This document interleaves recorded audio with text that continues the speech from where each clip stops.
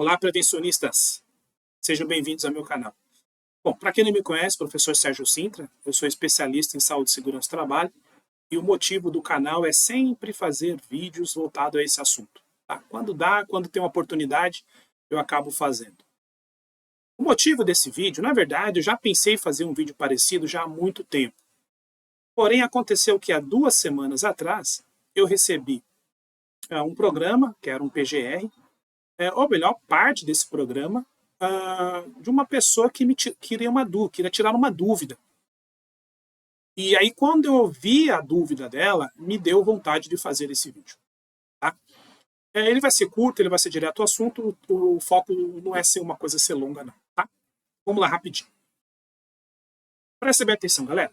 Você que é novo na área de segurança do trabalho, ou até você que é um pouco mais antigo, toda profissão tem uma terminologia.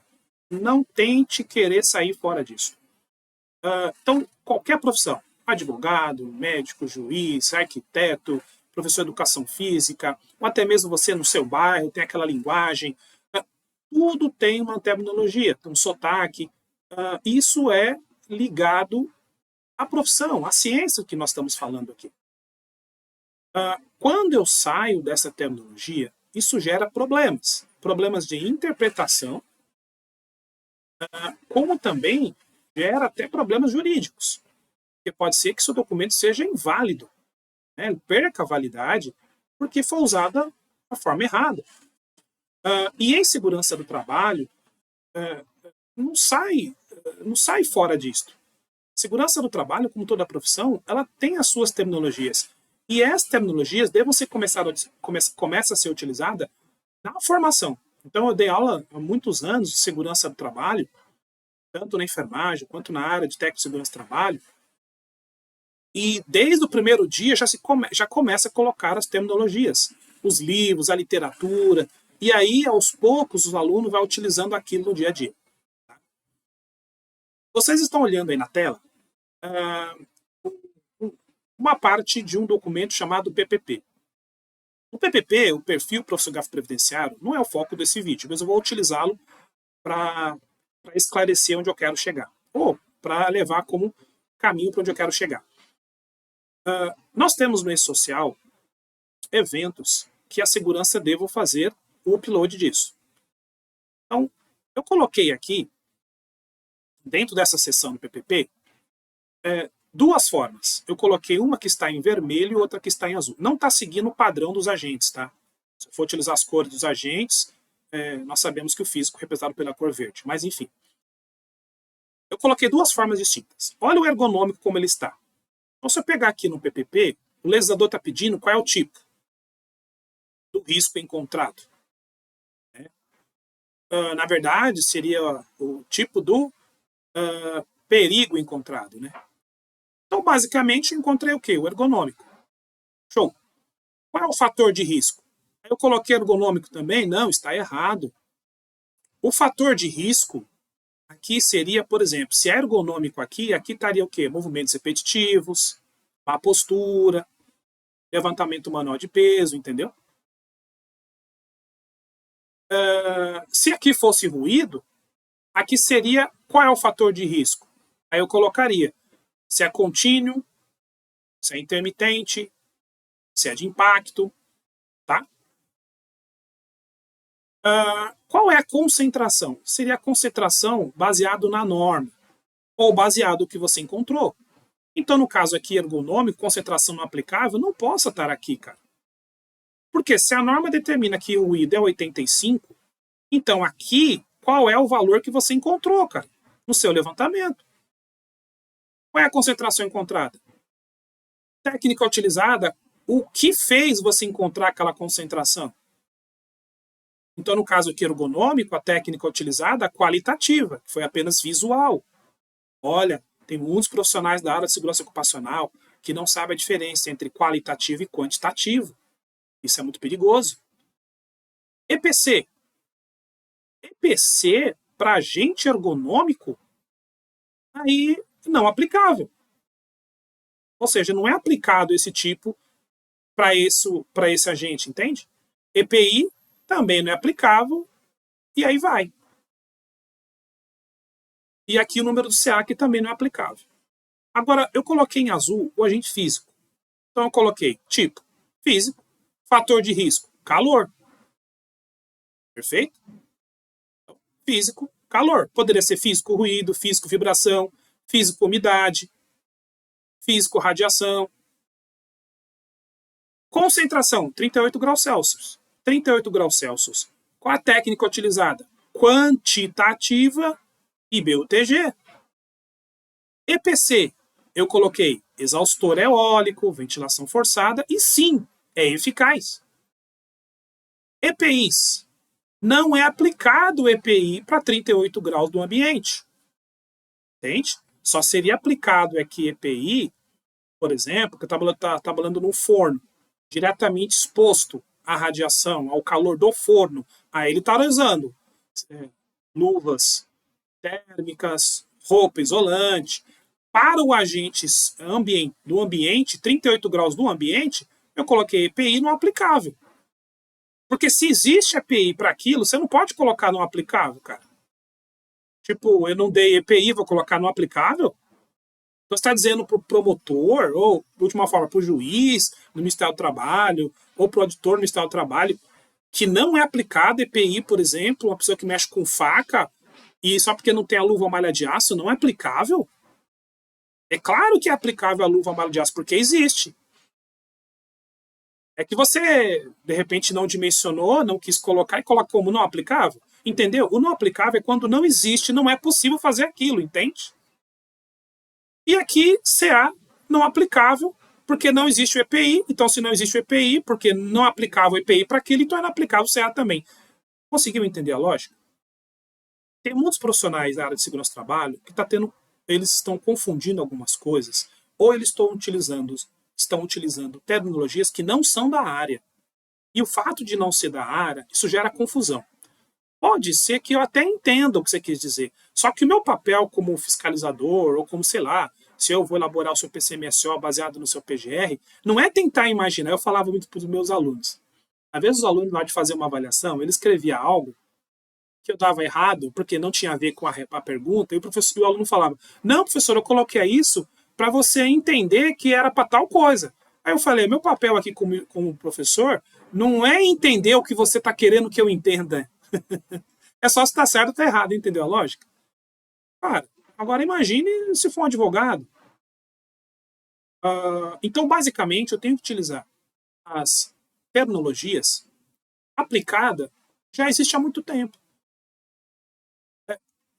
A dica que eu dou, siga o que está nas exigências dos eventos do PPP, do PGR, do LTCAT, verifique os documentos mais antigos, como as pessoas escrevem, não tenha vergonha de perguntar como é que escreve isso. Galera, talvez o próximo tema do vídeo vai ser qual é a diferença entre risco e perigo. É sério. Eu dou treinamento para muita gente, dou treinamento para engenheiros, treinamento para técnicos, para médicos, para enfermeiros, para trabalhadores de modo geral, e é muito comum encontrar, muito comum mesmo, profissionais que são formados na área que não sabem a diferença entre risco e perigo. Eu vejo PGR, porque no PGR eu tenho que ter quais são as fontes de risco, quais são as fontes de perigo. Você vê, às vezes, uma APR que a pessoa não sabe quantificar o que é risco e perigo. Se eu perguntar eletricidade, é risco ou perigo? Se eu tenho uma escada, é risco de queda ou perigo de queda? É risco de vida ou perigo de vida? As pessoas ainda não sabem. Então talvez possa ser um tema no nosso próximo vídeo. Agora, vamos à apresentação que eu fiz. A apresentação voltada a esse assunto aqui, tá? Vamos lá. Deixa eu abrir aqui. Opa! Muito bem. Bom, terminologias. É super simples, tá? Bom, o que é uma terminologia? Terminologia é um conjunto de determinado vocábulo ou vocabulário próprio de uma ciência, de uma profissão, um conjunto de diretrizes. Então fique na sua mente que as terminologias, cada área tem a sua. Você precisa se envolver com as nossas terminologias. Professor, eu tive um evento no passado aí, não é tão recente, mas também não é tão antigo, de um auditor fiscal falando sobre o ato inseguro e condição insegura num documento que eu elaborei, sabe? Eu achei muito estranho o que o auditor fiscal falou, mas enfim. Mas o ato inseguro e condição insegura, ela é utilizada, apesar que tem gente que diz que não.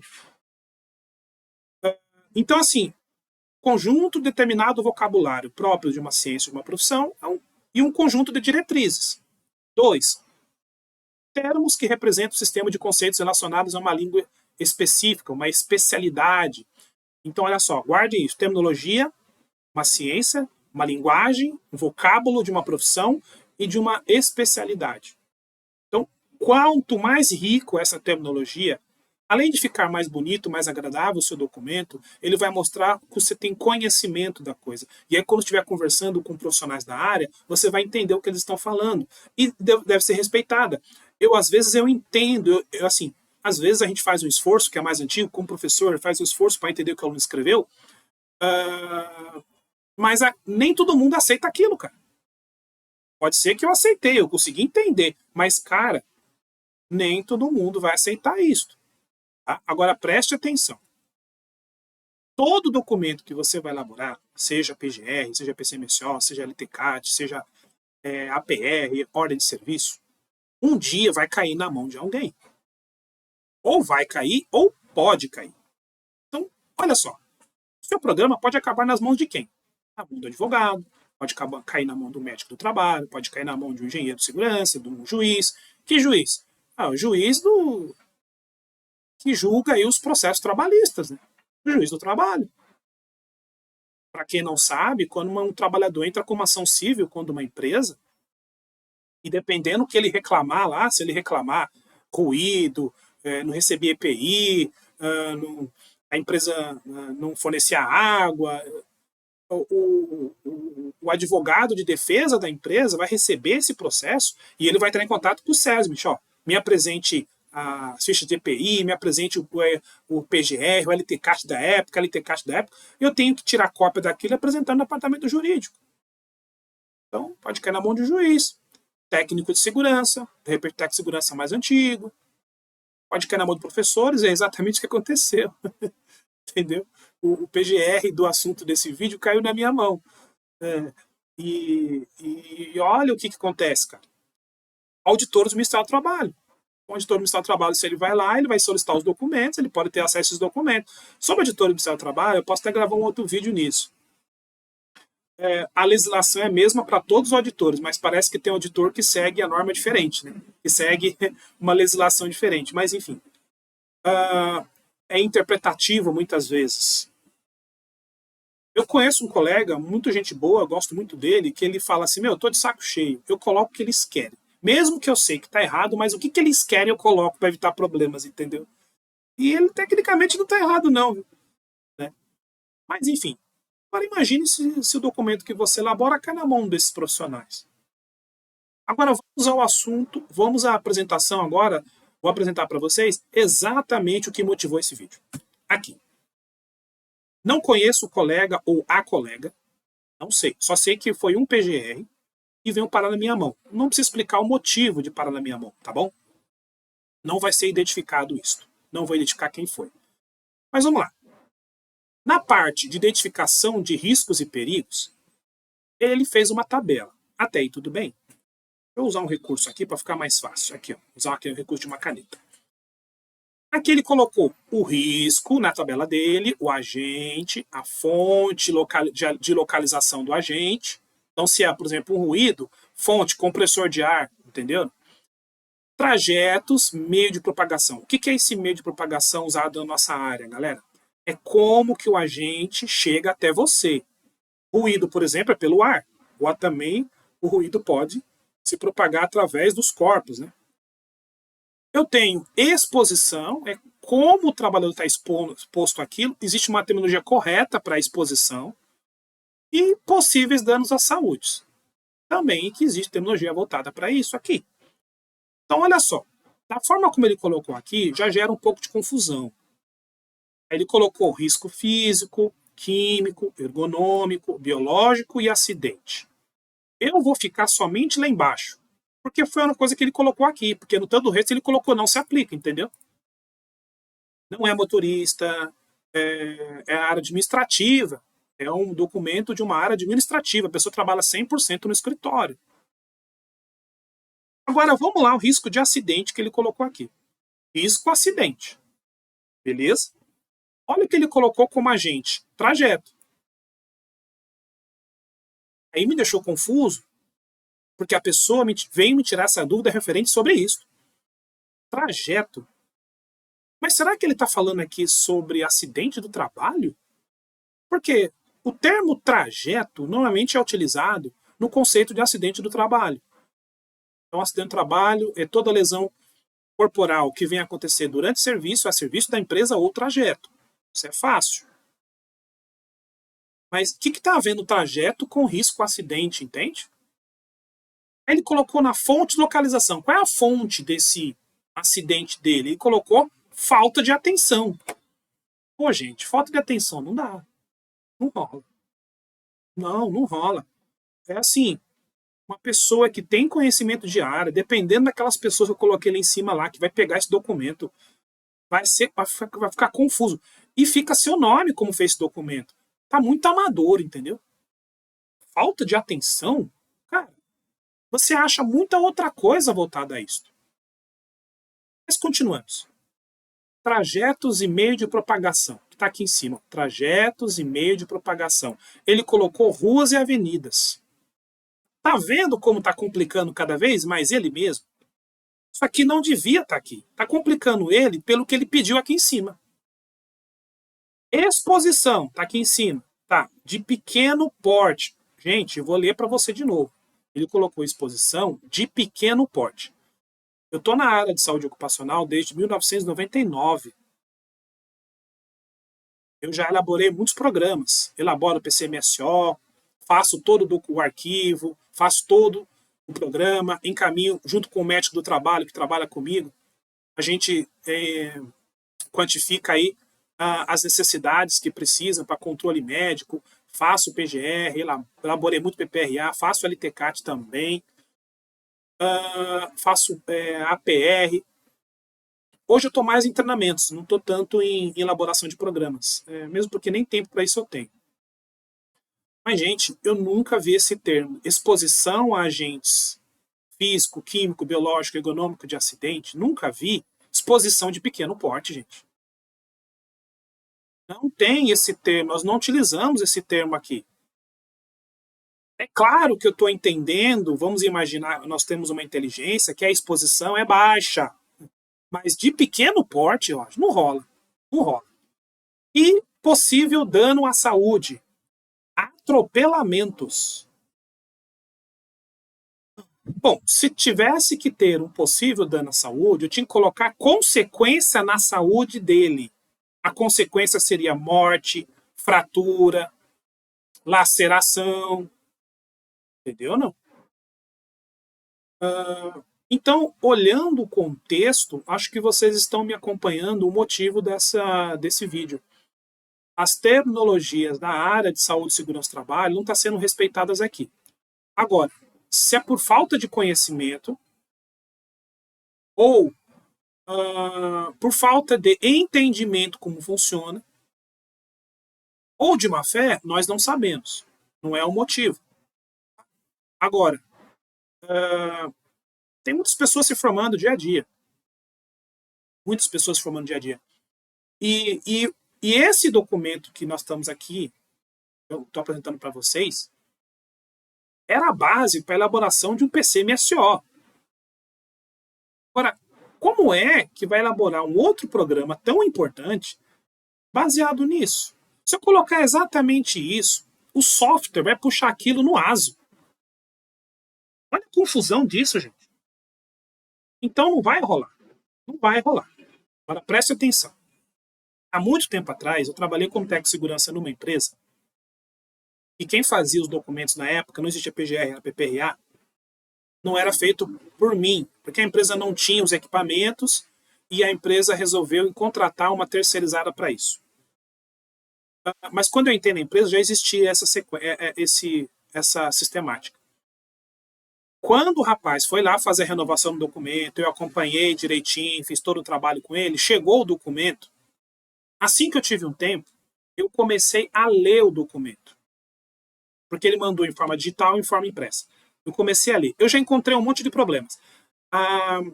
Ele mandou a forma digital, eu imprimi um rascunho e fui anotando tudo no marca-texto que eu encontrei de errado. Pá, pá, pá, pá. E demorou dias para eu terminar. Assim que eu terminei, que era uma das funções nossas da área de segurança, gente, é auditar os documentos que existem. Põe na sua cabeça, é auditar também. Eu entrei em contato com ele e mandei para ele tudo que estava errado. Eu falei, ó, solicito a alteração disso por causa disso, disso, disso.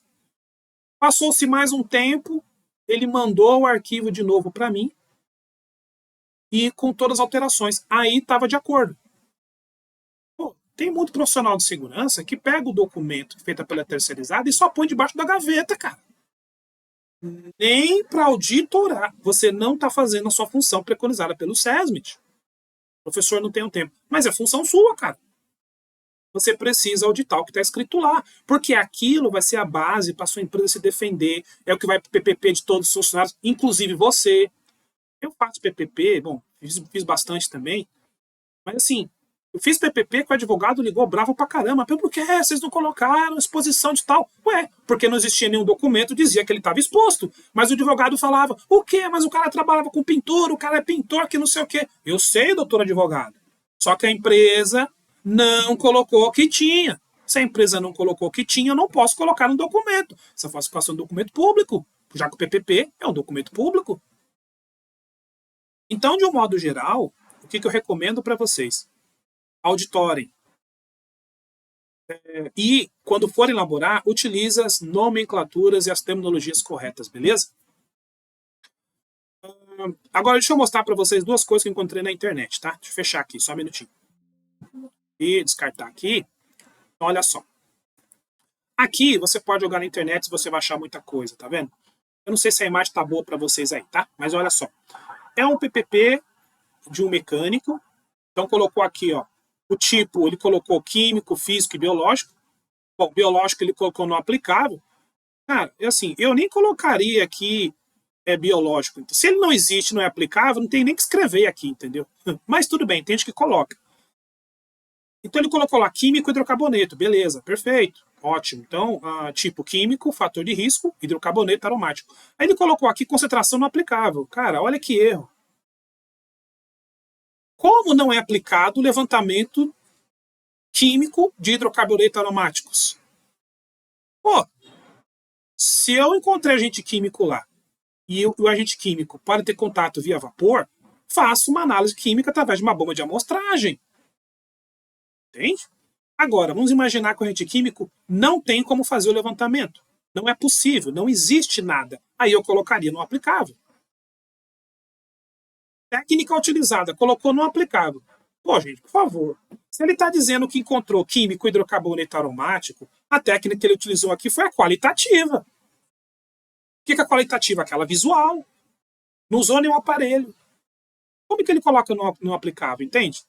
Aí ele colocou EPC eficaz no aplicável, EPI colocou também no aplicável, CA no aplicável. Oh, meu Deus, o cara mexe com graxa, olha. Oh, será que ele não usa luva química? Será que ele colocou no aplicável?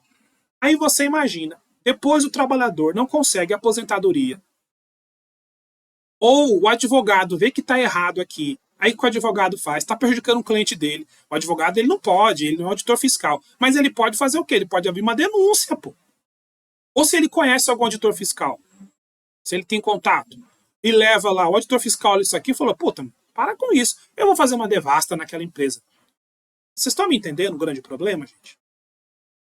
Então, de um modo geral, as terminologias, que é a linguagem técnica que nós utilizamos, ela tem um padrão. E eu tenho que seguir esse padrão. Então, o motivo desse vídeo é para isso aí. Tá bom? Bom, coloque nos comentários aí se vocês querem que eu trate de um assunto específico, ou algo que eu falei nesse vídeo que quer que eu reforce mais, ou se ficou alguma dúvida, fique à vontade. Tá? O meu canal ainda é pequeno, mas eu tenho alguns membros aí que se tiver alguma dúvida, eu me coloco à disposição. Tá bom? Bom, de um modo geral, foi um grande prazer. Obrigado por tê-los aqui e até a próxima.